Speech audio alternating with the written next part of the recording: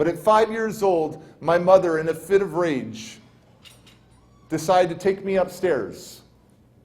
And I'm holding on to the black stairway, and I look downstairs, and I see yellow Coors beer cans everywhere. And I'm thinking, oh my gosh, my mom is drunk. She pulls me upstairs. She opens up the bathroom. She throws me in the bathroom. She comes in, kicks the door shut. She turns on the hot water to the sink. She proceeds to tell me how bad of a kid I am. That you're the devil, Derek. You're the devil. I wish I never had you. You're just like your dad. And all I see is steam coming up from the sink, and I have no idea what's going to happen. And then my mom does the unthinkable. She grabs my little left hand. This kid right here, grabs my little left hand and holds it under that water as I scream for my life. No, Mom, I'm sorry. I'm screaming for my life. She lets me go, and I hold my hand. And I look in the mirror and see the reflection of the most angriest person I've ever seen.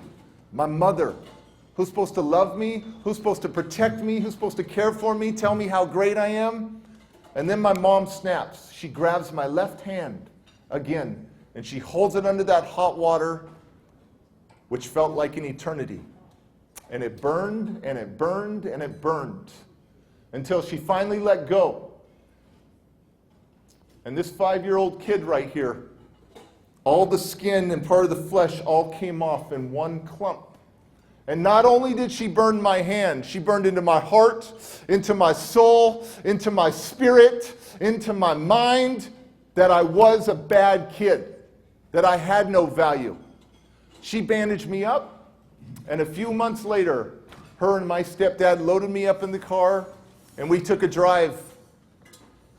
And we ended up at this big building. We walked in, and my mom and stepdad are talking to a few people, and then they leave. And a guy in a white coat takes me. They abandoned this kid right here at 5 years old at a psychiatric hospital and never came back for me. And I stayed at that psychiatric hospital for a while they did all these tests on me.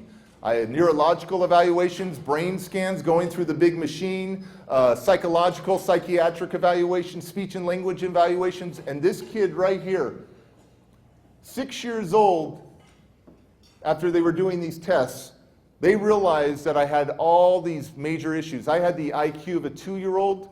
I had 60-word vocabulary, and mainly they were cuss words and very bad phrases.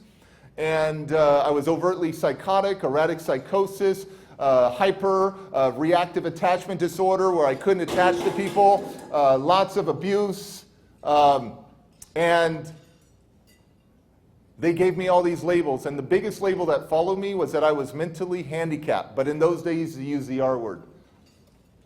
And they said if an adequate foster home cannot be found for Derek, he will be sent back to the psychiatric institution. He can go into foster care. And I stayed at a shelter right on the border of Oakland and San Leandro. And I stayed at what they call an orphanage or something until I found a home. And 8 other foster homes that took high-level little kids like me didn't want me. And I'm back at the shelter.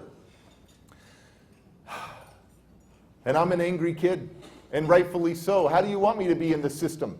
I'm angry. I'm frustrated. I just want to go home. I'll go back to the abuse. I'll go back to the abuse because that's love to me. And when you're conditioned that way, that's what you think love is. I didn't know what real love was. I want to go back home. They said I was not adoptable because of the severity of my emotional and behavioral problems. I'm here to tell you that every kid is adoptable. Every kid deserves love. Every kid deserves family. Every kid doesn't have to pay the price for their parents' mistakes.